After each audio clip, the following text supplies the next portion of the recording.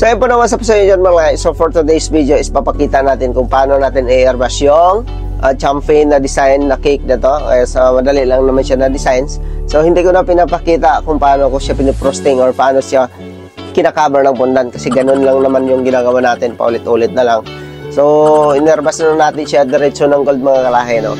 So, bago pala tayo nag-airbrush dyan, is tinatry ko muna yung airbrush natin kung gaano kalakas yung hangin, bugas hangin, no? Kasi minsan kasi kung hindi mo siya makontrol, lalo na kung malakas yung airbrush mo, so kailangan may control naman siya diyan sa taas, kaya kailangan itatry mo muna siya.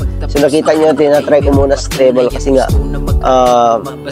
para hindi pangit yung kinalabasan, diba? Pangit na nga yung nag-airbrush, pangit pa yung kinalabasan, double kill na yun ang tawag nun. So ayan, okay, so nakita nyo na tinatry ko siya kasi nga yung buga ng airbrush mga guys, paiba-iba talaga, kaya kailangan natin makuha yung tamang texture ng hangin. What? Texture!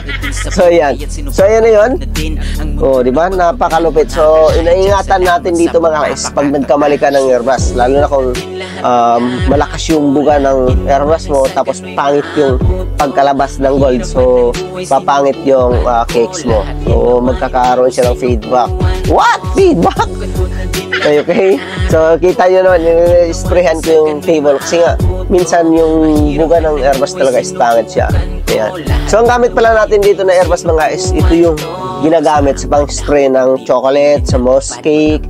Okay, so malaki yung compressor nito, kaya nga kailangan maganda yung pagka-adjust sa hangin, no? Kasi nga kung malakas yung hangin, so kailangan mong i-adjust. So ito na yung magkasama to sila lahat mga kalahi, no, sa cake. Ayan, construction, tapos mermaid, ayan, tapos minions. At siyempre may cover yung board nito mga kalahi, yung effects niya is brown. So ayan yung alak yan.